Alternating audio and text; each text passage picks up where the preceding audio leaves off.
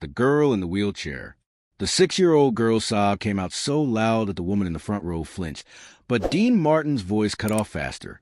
The note died halfway through, the microphone frozen at his lips.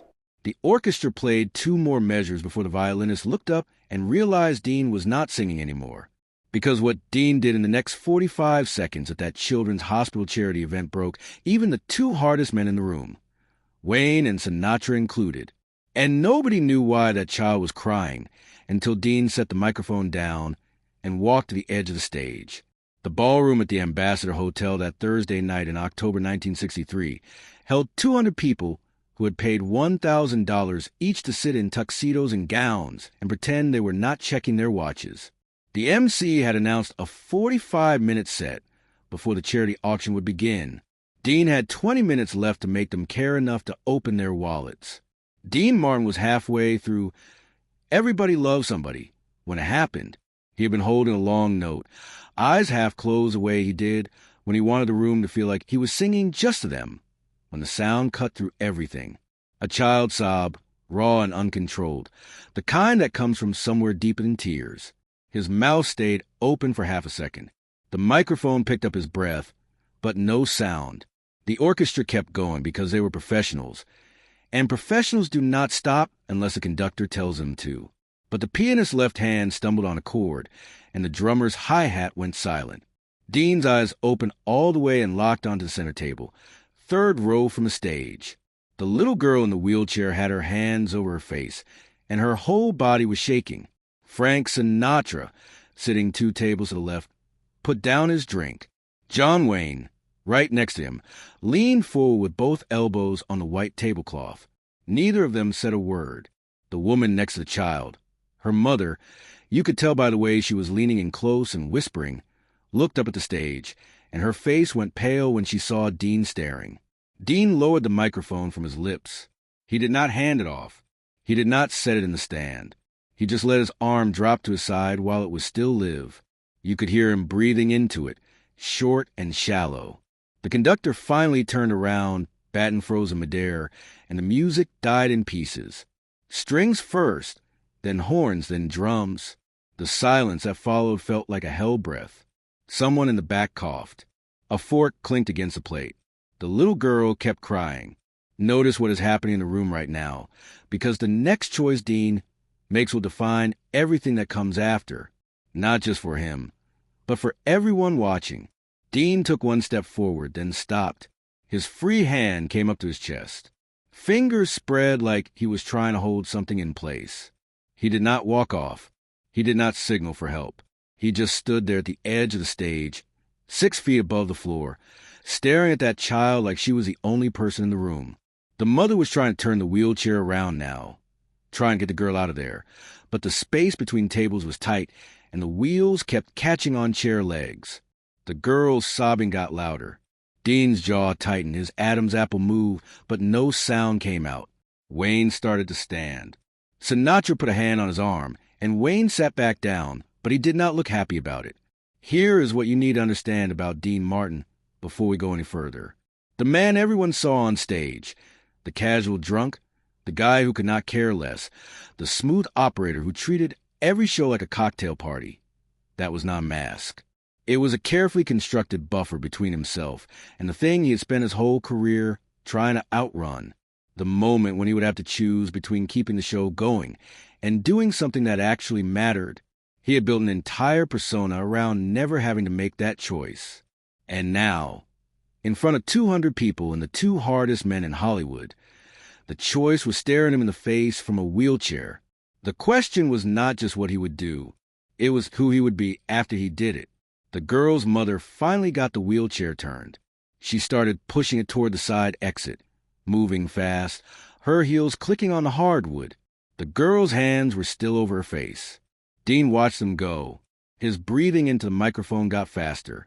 The room was dead silent, except for those clicking heels and that child's crying, but Dean still had not moved. He was locked in place like his feet had been nailed to the stage. The microphone in his hand started to tremble, just a little, just enough that if you were close, you would see the silver catch the light in tiny shivers. The mother reached the side door.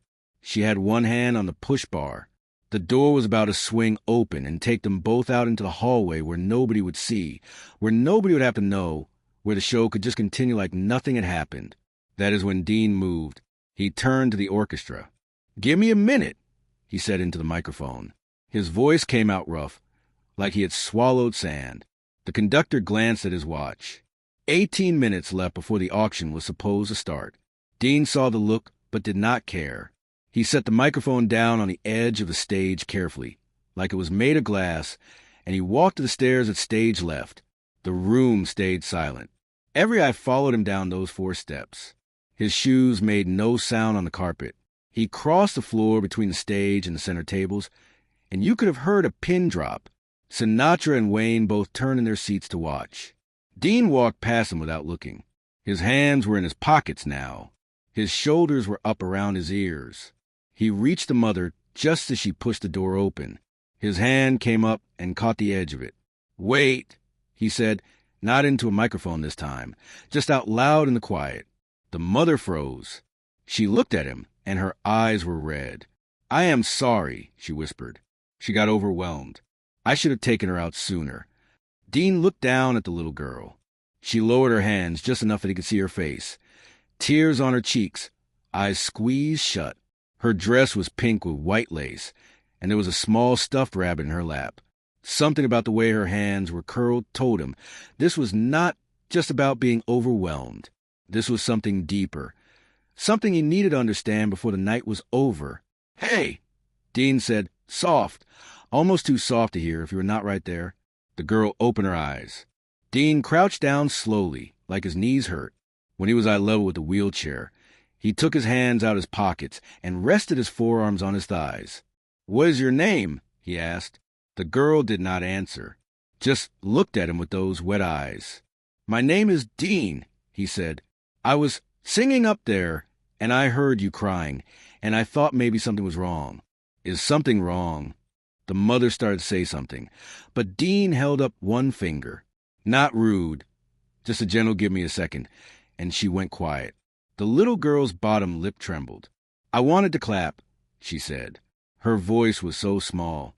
"But my hands do not work right, and everyone was clapping, and I could not." Dean's face did not change, but something happened behind his eyes.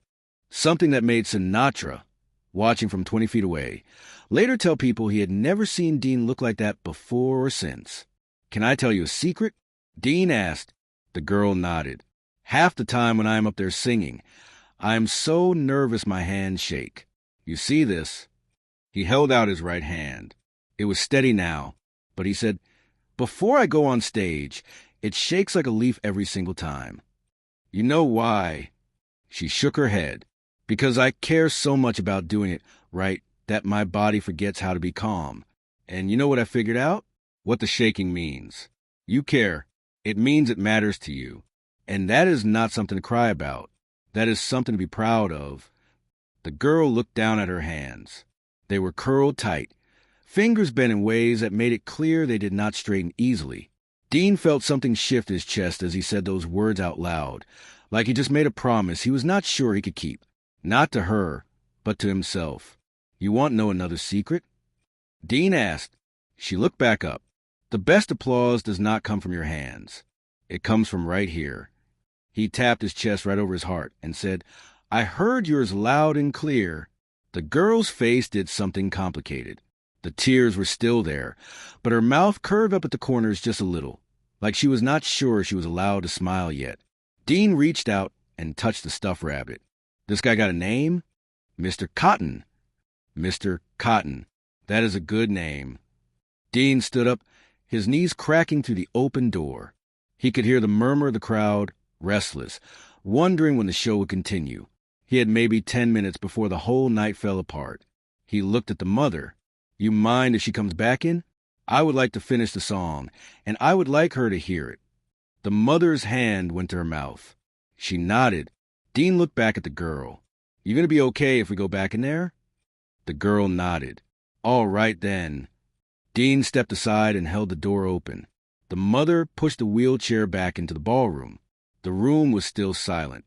Every head turned to watch them come through. Wayne and Sinatra were both standing now.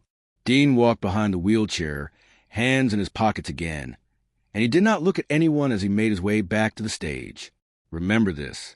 Remember the way 200 people in evening were sat absolutely still, while a man in a tuxedo escorted a crying child back to her seat.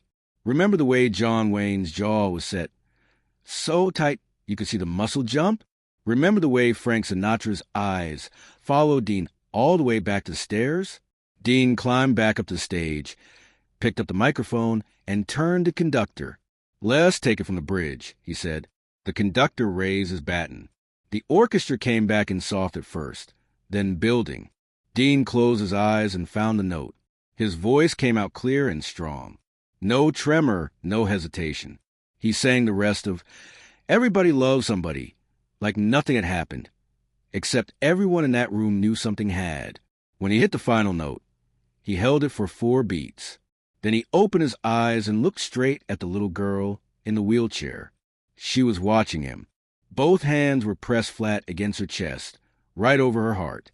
The room exploded. Not polite charity applause. Real applause. The kind that starts as a roar and does not stop. People stood, chairs scraped back. Wayne was on his feet clapping, so hard his palms had to hurt. Sinatra was standing too, hands together, face set in something that was not quite a smile, but was not far from it either. Dean did not bow, did not wave, just nodded once, set the microphone back in stand, and walked off stage left while the applause kept going. Backstage, he leaned against the wall and pulled out a cigarette. His hands were shaking so bad it took him 3 tries to get it lit. A stagehand asked if he was okay. Dean nodded and took a long drag, eyes closed. There it was, the cost of choosing the person over the show. His body was paying it now in tremors he could not control, and a tightness in his chest that would not ease. But when he thought about that little girl's face, the cost did not seem too high. The applause finally died down out front. The MC took the stage and announced a 15-minute intermission. People started moving, heading for the bar, lighting cigarettes, leaning close to whisper about what they had just seen. Sinatra found Dean backstage about 4 minutes later. He did not say anything at first, just stood there in the dim hallway with his hands in his pockets, watching Dean smoke. Out in the ballroom, the MC was stalling, telling jokes nobody laughed at, trying to fill the dead air before the auction started. "That was something," Frank finally said. Dean took another drag. "Yeah. You okay?" "No." Sinatra nodded. Silence for a few seconds. Then, "Her face when you came down those stairs. Thought her mother was going to lose it. She almost did. What did you say to the kid?" Dean looked at him. "I told her the truth, which was that caring enough to shake is better than not caring at all." Sinatra studied him. "You believe that?" Dean dropped the cigarette and ground it out with his heel. "I have to." Wayne appeared at the end of the hallway, walking slowly, still in his tuxedo, but he had loosened his bow tie. He stopped next to Sinatra and looked at Dean. "Hell of a thing you just did," Wayne said. Dean shrugged. Was not much." "Was not much," Wayne repeated, not agreeing, just saying the words back like he wanted to see if they sounded as ridiculous out loud as they did in his head. "You stopped a show in front of 200 people to talk to a kid in a wheelchair. Most guys would have kept singing." "Most guys are not worth much then," Dean said. Wayne's mouth twitched. It might have been the start of a smile. "Hard to tell. You going back out there for the second half?" "That is the job." "You need a drink first?" "I need about 4. "Let us make it 3, Sinatra said. "You still have to sing." They walked together to the private bar backstage, the one reserved for performers and VIPs. Dean poured himself 3 fingers of scotch and drank half of it in one pull. Wayne had bourbon. Sinatra had Jack Daniels. Nobody talked for a minute. The ice clinked in the glasses.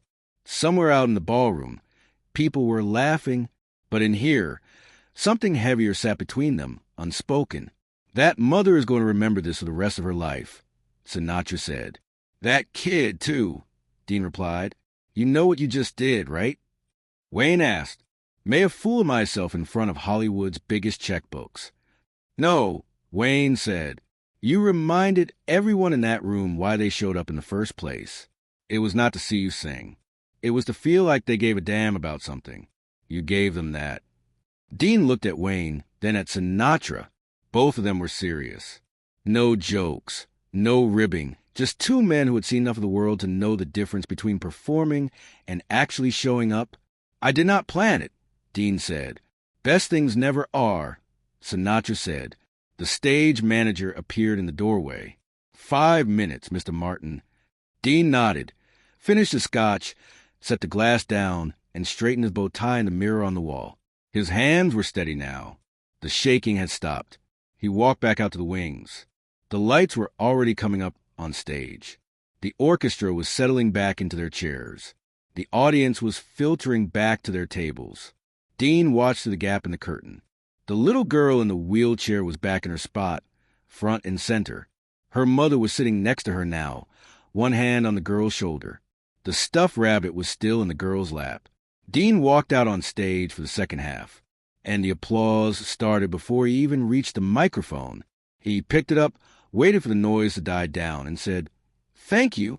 We're going to do a few more songs, and then we're going to raise some money for kids who need it, and then we're all going to go home feeling like we did something that mattered. Sound good?" The room erupted. Dean smiled.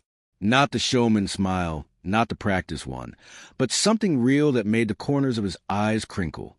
He looked at the conductor. "Let's do that some more." The orchestra launched into it. Dean sang it straight. No funny voices, no playing to the crowd, just the song. Clean and true the way it was written. When he got to the chorus, the little girl in the wheelchair started moving. Her mother noticed first, then the woman at the next table, then Wayne. The girl was rocking just slightly side to side in time with the music. Her hands were pressed against her chest again, right over her heart, and her eyes were closed. Dean saw it. You could tell because his voice got softer for just one line, like he was singing directly to her, and did not want anyone else to hear. He made it through 4 more songs. The crowd ate it up. By the time he finished with "Ain't That a Kick in the Head," people were on their feet again. The MC came back out and started the auction. Dean slipped backstage and out the side door to the parking lot. He needed air. Sinatra and Wayne found him leaning against a brick wall, smoking another cigarette. "You ducking out?" Sinatra asked, "Just getting some air." Wayne pulled out his own pack and lit one up. "That kid is still in there. She keeps looking at the stage." Dean did not say anything. "You changed your life tonight," Wayne said. "You know that, right?" "I sang some songs." "Stop it," Dean replied. Sinatra said sharply, not angry but firm, "You did more than that, and you know it. Do not cheapen it by pretending it was nothing." Dean looked at him. Sinatra's face was hard. Wayne's too, both of them staring at him like they were trying to make him understand something he was refusing to see. "Every performer's nightmare," Dean finally said. "Someone in the crowd breaks down, and you have to choose between the show and the person. I always figured I would pick the show, but you did not." "No. Why not?" Wayne asked. Dean took a long drag, let the smoke out slow. "Because the show did not matter as much as I thought it did." Silence. A car horn honked somewhere out on Wilshire Boulevard. Inside, the auction was getting loud. Someone had just bid $15,000 on a weekend in Palm Springs. "You think she will remember this?" Dean asked. "The kid?" "Yeah." Sinatra said, "For the rest of her life." Dean nodded, dropped the cigarette, stepped on it, then said, "It was worth it." They went back inside together.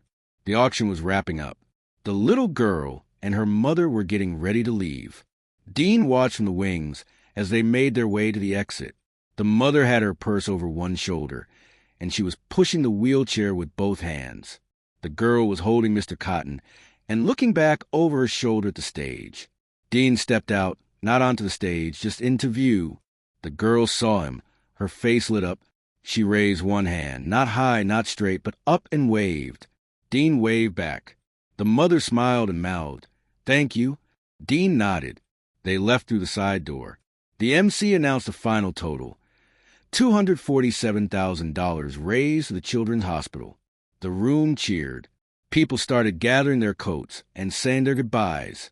Sinatra and Wayne came back to find Dean. "You did good tonight," Wayne said. "Thanks. You want a real drink?" Sinatra asked. "Yeah." They walked out together into the cool Los Angeles night.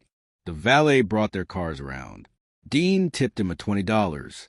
They drove to a bar on Lenaga that stayed open late and did not care who you were. They sat in a booth in the back and drank until 2 o'clock in the morning, talking about nothing and everything.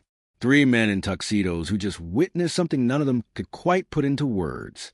Years later, people would ask Dean about that night. He would usually shrug it off, say it was just another show. But once, late at night after too many drinks, he told a reporter, "I think about that little girl sometimes. Wonder if she is okay. Wonder if she remembers. And then I think maybe it does not matter if she remembers. Maybe what matters is I do." The reporter asked what he remembered most. "The way she waved when she left," Dean said. "It was like she was saying goodbye to someone she had known her whole life. I had never met her before that night. But for those few minutes, I knew her. And she knew me. The real me. Not the guy on stage. The guy who was just as scared as she was." He paused, swirling the ice in his glass. "Turns out that guy was worth more than the persona ever was. It took me 46 years and a crying kid in a wheelchair to figure that out." The little girl's name was Sarah. Her mother sent Dean a letter 3 weeks later. It said Sarah talked about him every day, that she had started trying harder in her physical therapy, because Dean had told her that shaking meant you cared, that she wanted to care as much as he did. The letter explained what Dean had sensed, but had not fully understood that night. Sarah's hands did not work because of cerebral palsy, and every day she watched other kids do things she could not.